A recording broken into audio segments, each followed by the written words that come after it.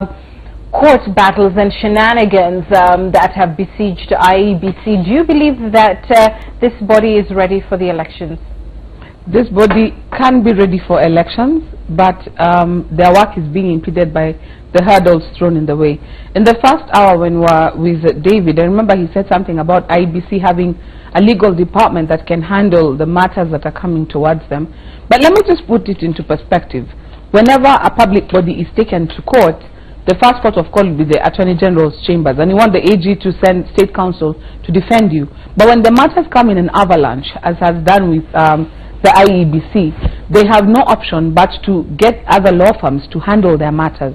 Now, those law firms need instructions, they need information, so people have to stop doing certain work to keep feeding the advocates with the information that they need to ably defend them in court. Over and above that, those firms, they charge a pretty penny. I think I've said here before, last year's budget for the IEBC, what they actually paid out to advocates in terms of legal fees was enough to run the Attorney General's chambers for an entire year.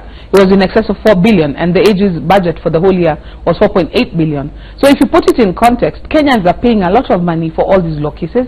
There are people who ought to be doing certain work that are now busy dividing their time between the work and the defending of the court cases. And then at the end of the day, you and I are paying for all this. So it's one of those things that, is the IEBC ready for these elections? They have tried very hard to be ready. They have tried to demonstrate all the things that they have put in place, learning from the mistakes of past elections, so they can be ready. But with all these distractions, we may find that something or other might be overlooked because of the distraction and even the perception that has been created that they cannot deliver a credible election. Right. Charles, what do you think about IEBC's position that we've seen in the dailies today, that it will not be retendering the presidential ballots, but instead await the appeal at the courts? I think to me it's not very wise. I can understand where they're coming from, because by owning up to the fact that it's tendering, they will act as if they're in agreement with the decision of the court. And I think to me what they should look at is the timeline. The timeline is such that in the event the court rules or affirms what was ruled earlier, then we are going to be in a lot of trouble, because there might not even be that time to procure for the ballot, as it were. So I think to me it should be a very serious balancing act, and if there is going to be a ruling one way or the other, if the event the ruling is in favor of the position that IEBC had, I don't see that hurting them in any way. But in the event that does not work their way, then we get into a lot of trouble. I think to me IEBC has an issue of communication, and in a very short time they have managed to look like one commission that cannot be able to communicate, if you ask me. And even on very, very sensitive issues, they just, in fact, it looks worse off than the commission that we had much earlier. And it has been so, especially in the when it comes to perception out there, that this commission does not look like it was ready up to the task. Yet they might be the best gentlemen and ladies in there, but unfortunately it's not looking so, and they need to work around that issue. That issue of confidence is to a large extent matters perception, and unless they work on that, it doesn't matter what happens on 8th of August, they will have looked like they have not performed as expected. Marco Dingo, the position that they're not going to go for re-advertisement of the tender? Polling stations open in 26 days and 18 hours. Yeah, I mean, about to say that. This election is happening whether or not we want it. In fact, the only discussion we probably could be having with my NASA friends is whether they want us to go the way they go with their nominations, which is to use exercise books. Even if IBC started a tender process today, yeah, there is no way they'll come up with a credible printing firm within 26 days. Do the printing and deliver the ballot papers in time. Just legally, the structure doesn't exist. Now, even if you went for direct tender? No, let's think about it. What are the components of a direct tender? The reason IBC was able to award Al Ghurair the tender was because usually you do a direct tender when you have no other options available with the time that you have. So until they chose Al Ghurair, and IBC had two firms, yeah, that they had gone through, because previously, when the original open tender was cancelled by the courts, by the review board, they did a restricted tender. Now in a restricted tender, you look at all the players you have, choose 4, 5 or 6, like they chose 6 I think, and allow them, invite them to come and present and have negotiations with them. 2 of them were shortlisted at the end, having met all the requirements. Al Ghurair was chosen. When they were faced with a situation where they had to do a direct tender, they gave it to Al Ghurair because at that time they actually had a running tender with Al Ghurair for the last 2 years. Al Ghurair provided all the ballot papers for all the by-elections we've had. So they have experience with them, they know Al Ghurair's capacity, and they are reliable. You have 26 days, you are not giving a tender to someone you do not know. Even these discussions we're having about public participation, what are they about? It can't be about the method of tendering because that is foregone. If you're talking about a different company, you're inviting a different company, you will again invite public participation on it, then you have to, as an EBC, do capacity assessment, both financial and in terms of logistical capacity. There is just no time. So I am hoping that the case that the IBC, that the court threw out, because the argument the court threw out was the public interest argument, that in public interest, given that the elections have to take place on 8th of August, there is just no other way of doing this other than giving it to Al Ghurair, and hopefully the Court of Appeal will give them the stay and make a ruling in their favor, because anything other than that will ensure that we actually do not have elections on 8th, unless we want a government printer or De La Rue to go and print these ballot papers. Is it your estimation, Joy, that perhaps this could be more about a tender war than anything else? Which is what I believe it is. It's what you believe it is? Yes, because if you look at why we are even here in the first place, is because when it became apparent that Al Ghurair is one that was going to print the ballot papers, that's when the first matters were filed. And since that time, every time it comes out and it's like we're ending up with Al Ghurair, we end up in this position again where one side says, you know what, this is a person we do not want, we shall not want, we do not want. However, one important thing that we must remember, this is not, it's an election, yes. And like Abdul Badida was saying, this should be something that even secondary school students should be able to just print papers and we should be able to use them. But there is something called perception. In this country, we look at everything through a suspicious prism. And when you look at everything through a suspicious prism, you could give this tender to the Vatican and it still won't be good enough for us. But we all know the Vatican. Yes, but it's like Al Ghurair. It's a company of international repute. It has the capacity to deliver what we want. They already have our money, because any lawyer will tell you, once you have signed the contract, even if they don't deliver the ballot papers, you still have to pay them anyway. I mean, it's turning out to be a very expensive exercise. And at the end of the day, if you look at the common denominator at the bottom, when we are going to the polls, we need the ballot paper. If we don't have a ballot paper, we cannot have elections. So if we scuttle the availability of ballot papers, then we scuttle the entire process. I mean, the Monenchi view, at least that I've heard, is basically this. But fair enough, time is bad. But why must it be Al Ghurair, given all the issues surrounding it, the way the company has been basically dragged through the mud? Is it not possible for IEBC to at all in this time give a direct tender to someone else? The public don't seem to, they don't understand the process, Makodingo, as you have explained. And if that is the case, then if the only practical way to have this election on August the 8th is to still give the tender to Al Ghurair, then what happens? Does that cast aspersions on the credibility of the poll? Does that give legitimacy to what the opposition has been saying? And what are the issues surrounding Al Ghurair? I mean, that is the question I actually think we need to answer. Raila and his people went to court. They had 2 arguments. One, that in fact Al Ghurair's local representative of the Kenyatta family, the president, they canvassed for the tender, the president gave it to them. They didn't prove that in court. Yeah. The second argument was that IBC had deliberately sabotaged the tender process so that the ultimate winner of the contract will be Al Ghurair.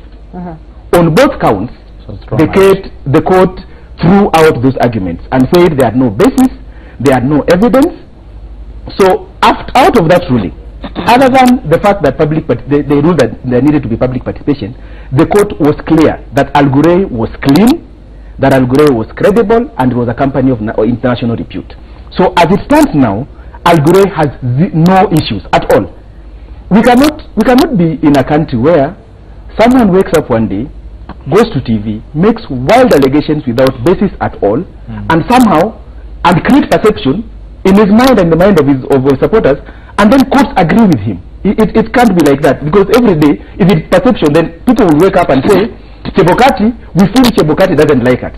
Then now, because they are saying that Chebukati has to resign, because it's perception issue. Al Ghurair has no problem, in my opinion. They're the only one, as we stand now, who have capacity to print those things, unless we want to print them locally. I doubt NASA will agree. Let's give out the ballot paper, let's print it, because money has been paid, and an irrevocable letter of credit has been issued to Al Ghurair of 2.5 billion shillings, that is taxpayers' money. And a company that has no issues should print the ballot papers. If NASA wants to guard against what they are alleged to be a plot to rig the elections, let them have agents at the polling stations, let them ensure that only genuine voters are given a ballot paper after a process of biometric identification. It doesn't matter whether we bring 100 million extra ballot papers. As long as the people who enter the polling station get a ballot paper and only those ballot papers are counted, it doesn't matter who prints them, in my opinion. It doesn't matter how many we printed. It doesn't matter whether someone brought an extra 500 million. NASA should really focus on this, because as it is now, I am convinced NASA does not want an election on August 8th. Charles? I think, like Makadingo has said, there is no problem with the company that was given the tender to print the ballot papers. And if you want to know so, I don't understand why it's specifically the presidential ballots that have a problem. It's not like you would not want to rig also the gubernatorial ballot papers. Makadingo supports Sonko in Nairobi. You'd also want a few of them to stuff into Sonko in favor of Sonko. So I think, to me, there looks like over and above the issue of the tender wars that could be there being played through other through proxies. There is also the element of there are people that don't seem very, very prepared for this election, and more importantly, there are people who can only hype their people into coming out to vote on the basis of this rigging that is going to go on, and this is the structures through which this rigging is going to happen. Number three, there are people that are also planning on how to go to court and appeal whatever decision will be made, will be arrived at by the IEBC, especially at the presidential level, when it comes to the decision, the declaration on who becomes the president. I think, to me, someone is laying the groundwork for that, but at the expense of maybe us having an election that IEBC is either not very well prepared for or does not look prepared for, which amounts to the same, if you ask me. So I think, to me, I'm almost sure the Court of Appeal is going to rule in favor of the position taken by IEBC. But more importantly, moving into the future, we need to be very careful with these things.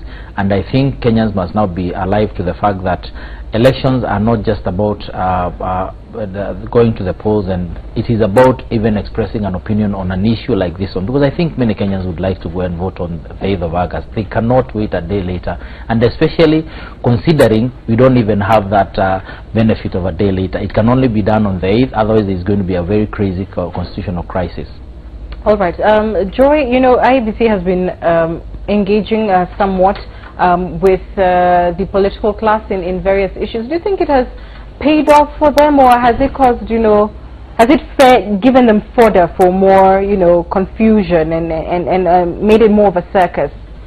And that's actually the irony, because if I look at how Chebukati has handled himself since he got into office and his commission, they have been on talk shows, they have had consultative forums, they have even invited presidential candidates to go to Al Ghurair in Dubai and to visit the plant. They have tried, in my opinion, to have an open door policy as much as possible, and you would have imagined that this would help to assuage the fears of the politicians. I told you earlier today that there's a matter that has been filed in the Kisumu High Court. Right. I think today or yesterday, saying that the elections, the results must be announced within 7 hours of closing the polls. Yeah. Now, can you imagine if such a judgment comes out and something happens and the 7-hour deadline passes? Already you have a basis on which to go to court and say, by the way, it was the law was not followed in this announcement process. So I agree with what Charles is saying, and I agree also with what Makadingo is saying, that if we are serious, we want to go to an election, we need to give IEBC the space to do the work that they're supposed to do. And secondly, we ought to be more invested in interrogating the process.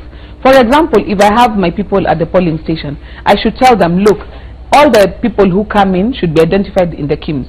So whether it is biometrically or whether the ID is scanned, both of them are accepted by the KIMS.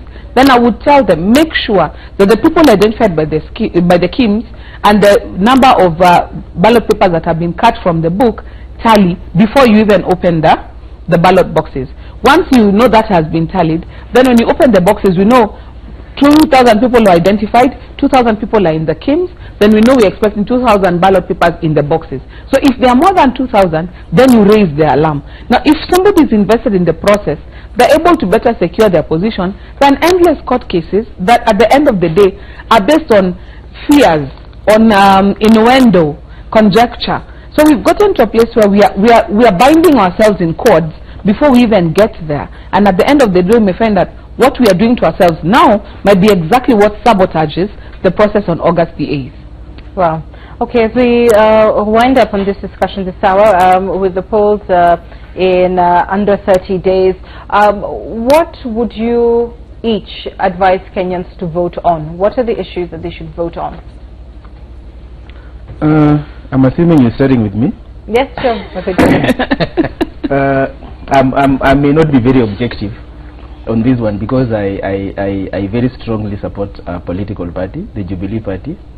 I think I'm one of those few people who is probably going to vote 6-piece. I haven't seen better candidates. Jubilee from 6 a.m. Jubilee from 6 a.m. I'll be at the polling station at 5 because I think I will be having quite a bit of that. But judge the president on his agenda, on his development record over the last 4.5 years, and judge him on the promises that he's made. Our opponents have also made promises, some quite lofty, and in certain areas they didn't think through what they were saying completely. 50.63% of the registered voters today are young people, and yet NASA's solution to youth unemployment is giving them youth fund loans to put up car washes around the country. I mean, I think it's the most ridiculous proposal in a manifesto I have seen anywhere. So judge the candidates based on the development record for those who've been in office before. All those people in NASA have been in office before for many years, 100+ years combined. Judge them on their previous record and the promises that they're making. And for goodness sake, let's go to the polling station, cast our ballot, and allow IBC to do its job. And when the results are declared, please, no interest, no ambition of any politician in this country is worth the life of even one Kenyan. None of it. Go vote, go back home, wait for the results, and accept whatever result is given. And if you do not just a politician, even wananchi can actually go to court. Please, let's respect the legal and constitutional processes that have been put in place for election arbitration. All right. And just before I get to you, Charles, we are standing by to take you live to Kisumu, where President Kenyatta is expected to be addressing a rally there. So that's coming up very shortly. But first, Charles, your closing remarks. There are 2 manifestos now. Oh, well, NASA I think has 2 or 3, but so there are 4 manifestos. Depending on where we are, we can pick on one of theirs.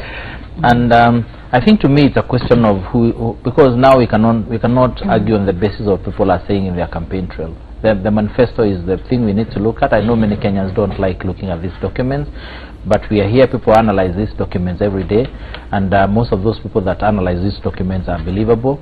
I think to me it's a question of looking at the promises that have been given. Of course, the president and the Jubilee cannot afford to give false promises. It's not possible. They cannot again be able to just say things simply because they want to please people. There are things that need to be interrogated, especially around NASA, on the basis on which they have been campaigning from the word go. The matters corruption. We are talking about UNGA, food security, and things like of that nature, lowering the cost of living generally.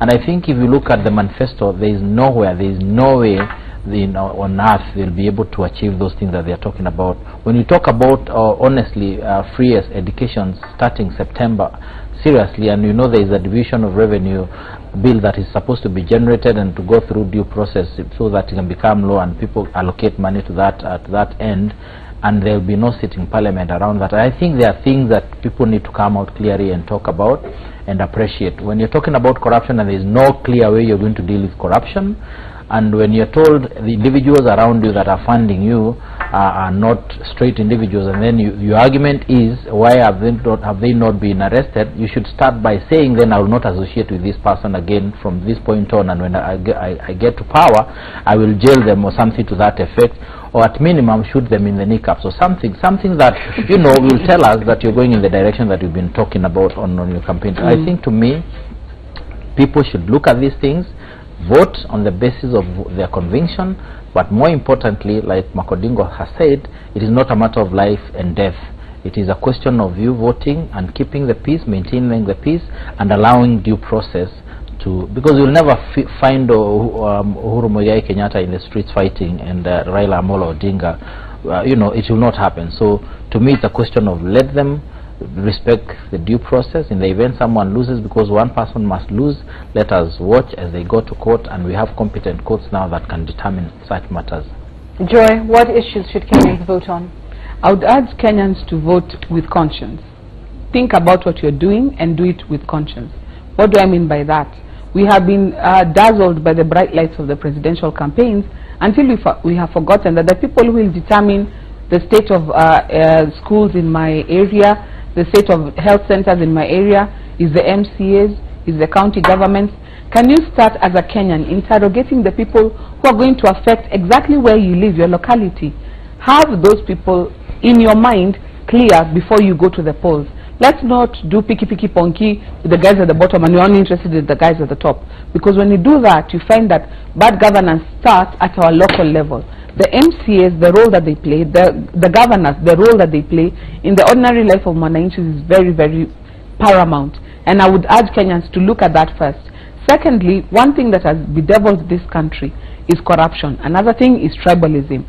Anybody who perpetuates this in the mind of the Kenyan should be a clear indicator that this is not a person whom we need to follow. And it's something that as Kenyans we have to be deliberate about. It's not, we are not placing multi-bets here. It's not sport pesa or lotto. This is actually about our future. Like Makodingo said, more than 50% of the population of Kenya is young people. We need to have somewhere to go. We need to have something to build on. And therefore, I would urge Kenyans to not only think conscience, but to also vote thinking about where are we headed. Thirdly, I would urge Kenyans to also look at the process and give the necessary support to the IBC to be able to deliver a credible election. A credible election is you and I. If I go and I do my duty, if I am diligent and my eyes are wide open, if at the end of the day I am ready to accept the results, even if the politician shouts, oh, let's go and fight, I look at him and tell him, fight for what? Because we have children who are going to sit for KCSE at the end of the year, others are sitting for KCPE. We have to prepare them. We have businesses to run, and this time we are voting in August. We'll be voting where we work. We have duties to go back to on the 9th.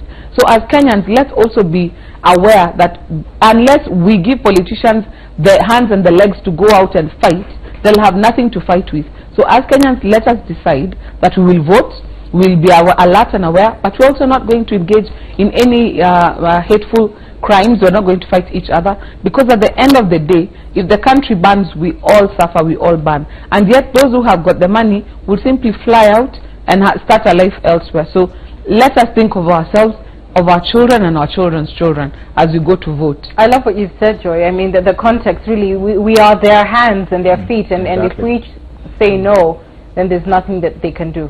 Exactly. Thank you all. My thanks to all my guests, Joy Mudivo, Dr. Washington Makodingo, and Charles Mnui, and of course all the guests throughout the last 2 hours and 30 minutes or so. We want to take you now to Kisumu, where we're standing by with our reporter Laura Atieno. President Uhuru Kenyatta is expected to be campaigning in the area today, as well as launching various projects, including 2 Vision 2030 projects. Laura, tell us more. Thank you very much, Ann Kiguta, back at our communication center.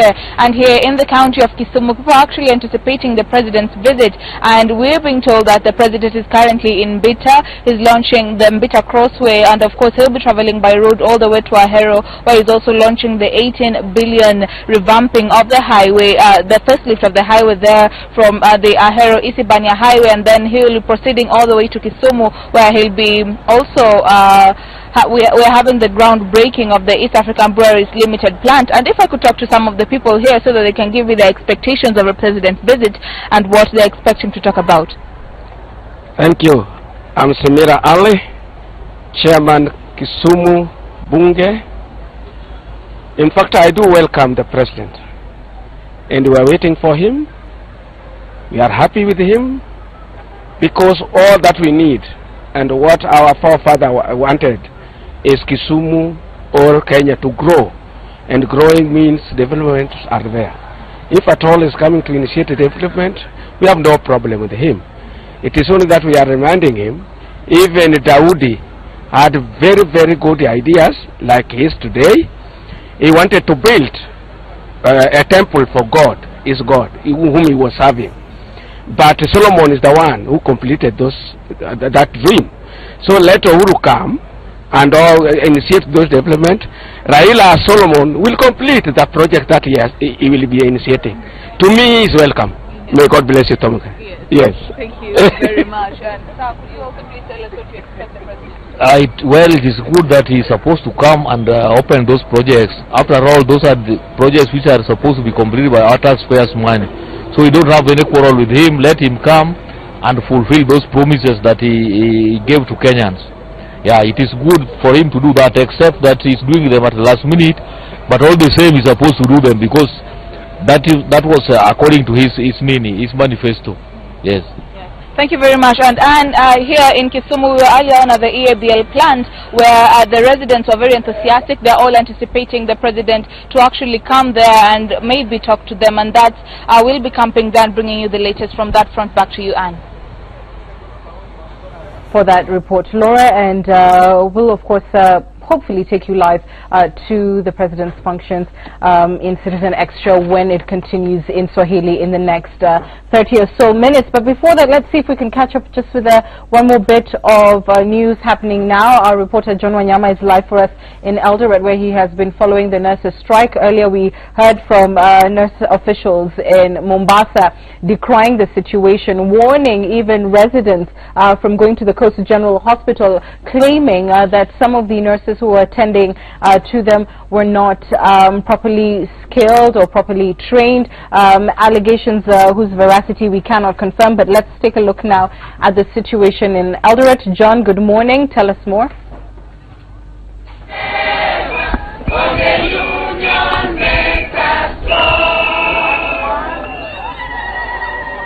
Wanyama, if you can hear me.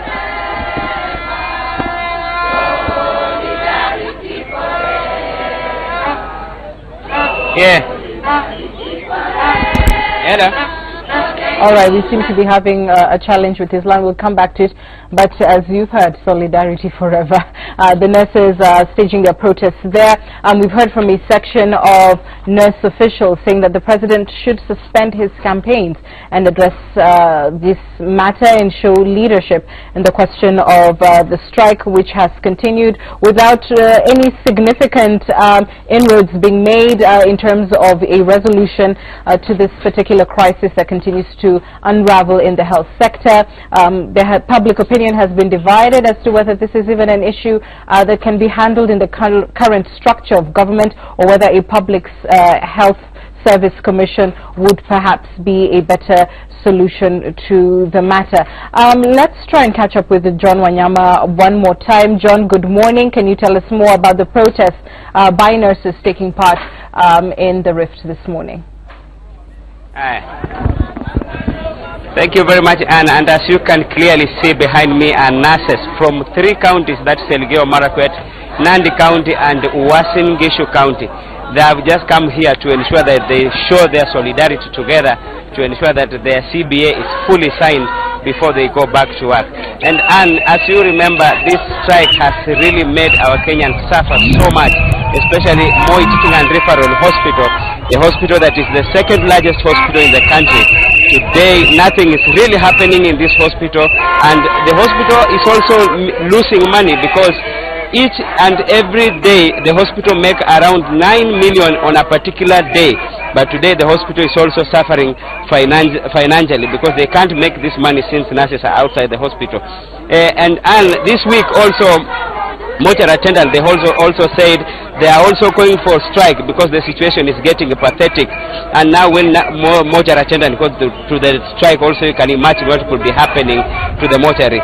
Here we would like to talk to maybe some of them, maybe to just to get a clear picture of what is really happening here in and why have they decided to come together, 3 counties together, to make this mega demonstration on Eldoret town. Maybe Mr. Orange, why have you decided to come together, so many of you, for this strike? Yeah, okay, I'm Orange Kennedy, I'm the chairman of the Kenya National Union of Nurses, MTRH branch. We decided in Nandi County, Elgeyo Marakwet County, all nurses to come together in Eldoret, so that we can show the world and the country that the nurses are very serious over their delayed CBA for MTRH registration and for the county signing. It is the trial of highest order, especially the counties, when negotiate with the senior officers, the COGs, and the rest, then they deny their own documents. Really, it's a betrayal. These are the fathers, these are the people who are even our grandfathers. When such a person betrays you, you feel you are hurt. Same to MTRH. Indeed, we are saying that MTRH, since 2015 up to now, we have been patient enough. SRC has been delaying. We don't know what the SRC doing. It has released the state officer structures. Ours, we only requesting for 30%. Since 2015 up to date, inflation has taken place. Where the gap between the highest paid and the lowest paid already, it is very high. So we don't understand why SRC is not releasing a salary structure for MTRH, a corrected fashion. So we are saying we are on strike. As you see behind me, these are nurses from Elgeyo Marakwet County, Nandi County, MTRH. So we are combined forces so that we can push together because we are one family. Okay. Thank you very much. And these are the issues that are coming up. And if you can see them, they are singing, dancing, and officially dressed as if they are going to hospital to work, but totally nothing they are going to do. Today they are going to ensure that they march on the streets of Eldoret to ensure that they send their message to the President and the SRC Commission. From here on, I have no much. I come back to your studio. Thanks, Onyama, for reporting for us this morning. We're just going to catch up with the trends on social media. Brian Okop has been keeping a tab on what you're chatting about online. Brian, good morning. What's trending? All right, a very good morning to you and Kiguta. And as you've rightly put it, this is a segment that keeps in the loop on what is trending on alternative